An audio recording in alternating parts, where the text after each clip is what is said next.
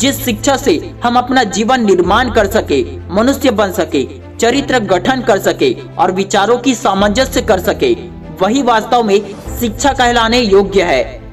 दिन में कम से कम एक बार खुद से जरूर बात करें, अन्यथा आप एक उत्कृष्ट व्यक्ति के साथ एक बैठक गंवा देंगे। जब तक आप खुद पर विश्वास नहीं करते, तब तक आप ईश्वर पर विश्वास नहीं कर सकते। पढ़ने के लिए जरूरी है एकाग्रता, एकाग्रता के लिए जरूरी है ध्यान, ध्यान से ही हम इंद्रियों पर संयम रखकर एकाग्रता प्राप्त कर सकते हैं। जिस समय जिस काम के लिए प्रतिज्ञा करो, ठीक उसी समय उसे करना ही चाहिए, नहीं तो लोगों का विश्वास उठ जाता है। ज्ञान स्वयं में वर्तमान है, मनुष्य केवल उसका आविष्कार करता है। जब तक जीना तब तक सीखना, अनुभव ही जगत में सर्वश्रेष्ठ शिक्षक है। जहाँ दुर्बलता और जड़ता है, वहाँ क्षमा का कोई मूल्य नहीं, वहाँ युद्ध ही श्रेयस्कर है। संसार युद्ध क्षेत्र है, युद्ध करके ही अपना मार्ग साफ करो। उठो, जागो और जब तक लक्ष्य की प्राप्ति न हो जाए तब तक मत रुको। एक समय में एक ही काम करो और ऐसा करते समय अपनी पूरी आत्मा उसमें डाल दो और बाकी सब कुछ भूल जाओ।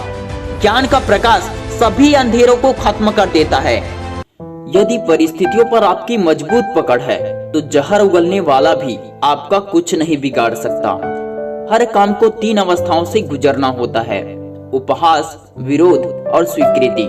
संभव की सीमा जानने का एक ही तरीका है, असंभव से भी आगे निकल जाना। शिक्षा क्या है? क्या वह पुस्तक विद्या है? नहीं। क्या वह नाना प्रकार का ज्ञान है?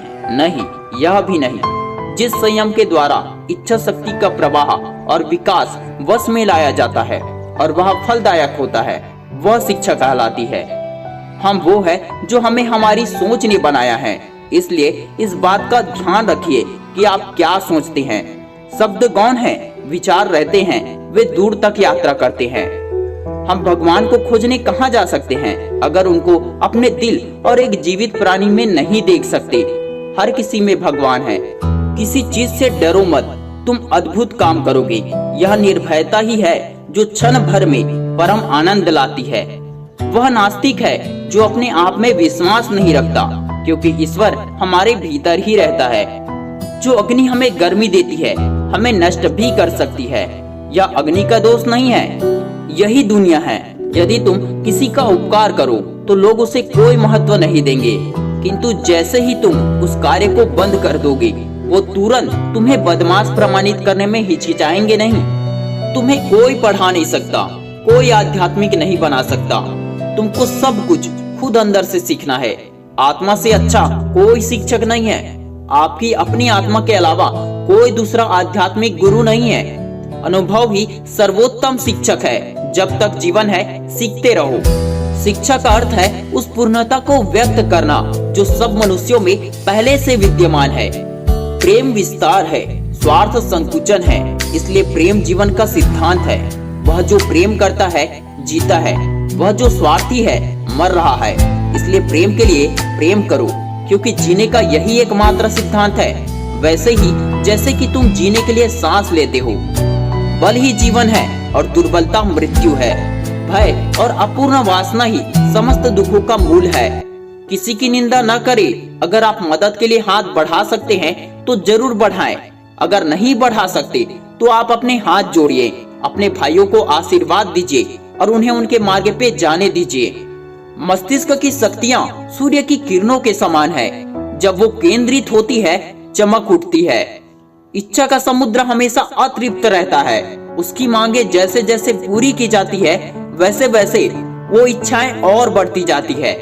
सच को कहने के हजारों तरीके हो सकते हैं और फिर भी सच तो वही रहता है। जितना हम दूसरों के साथ अच्छा करते हैं, उतना ही हमारा हृदय पवित्र हो जाता है और भगवान उसमें बसता है। दिल और दिमाग के टकराव में दिल की सुनो। दुनिया एक महान व्यायामशाला है जहां हम खुद को मजबूत बनाने के लिए आते हैं। यदि स्वयं में विश्वास करना और अधिक से विस्तार से पढ़ाया और अभ्यास कराया गया होता तो मुझे यकीन है कि बुराइयों और दुख का एक बहुत बड़ा हिस्सा गायब हो गया होता। मनुष्य जितना अपने अंदर से करुणा, दयालुता और प्रेम से भरा होगा, वह संसार को भी उसी तरह पाएगा। मतलब जिस तरह दुनिया को हम देखते हैं, दुनिया हमें वैसी ही नजर आती है। अगर धन दूसरों की भलाई करने में मदद करे तो इसका कुछ मूल्य है, अन्यथा ये सिर्फ बुराइयों का ढेर है और इससे जितना जल्दी छुटकारा मिल जाए उतना ही बेहतर है। यदि संसार में कहीं कोई पाप है तो वह दुर्बलता है। हमें हर प्रकार की कमजोरी या दुर्बलता को दूर करना चाहिए। दुर्बलता पाप है, दुर्बलता मृत्यु के समान है। दिन रात अपने मस्तिष्क को उच्च कोटि के विचारों से भरो, जो फल प्राप्त होगा वह निश्चित ही अनोखा होगा। कभी मत सोचिए कि आत्मा के लिए कुछ असंभव है, ऐसा सोचना सबसे बड़ा अधर्म है। अगर कोई पाप है तो वह यही है, ये कहना कि तुम निर्बल हो या अन्य निर्बल है। जब तक करोड़ों लोग भूखे और अज्ञानी रहेंगे, मैं उस प्रत्येक व्यक्ति को विश्वासघाती मानूंगा जो उनकी कीमत पर शिक्षित हुआ है और उनकी ओर बिल्कुल भी ध्यान नहीं देता है। आप अपने को जैसा सोचेंगे आप वैसे ही बन जाएंगे। यदि आप स्वयं को कमजोर मानते हैं तो आप कमजोर ही होंगे, और यदि आप स्वयं को मजबूत सोचते हैं तो आप मजबूत हो जाएंगे। केवल उन्हीं का जीवन जीवन है जो दूसरों के लिए जीते हैं, अन्य सब तो जीवित होने से अधिक मृत है। आकांक्षा, अज्ञानता और असमानता यह बंधन की त्रिमूर्तियां हैं। लोग तुम्हारी तारीफ करे या निंदा, लक्ष्य तुम्हारे ऊपर कृपालु हो या ना हो, तुम्हारा देहांत आज हो या युग में, परंतु तुम न्याय पथ से कभी भ्रष्ट न होना। जितना बड़ा संघर्ष होगा जीत भी उतनी ही शानदार होगी। हम जो बोते हैं वो काटते हैं। हम स्वयं अपने भाग्य के निर्माता हैं। हम हमेशा अपनी कमजोरी को अपनी शक्ति बताने की कोशिश करते हैं, अपनी भावुकता को प्रेम कहते हैं और अपनी कायरता को धैर्य।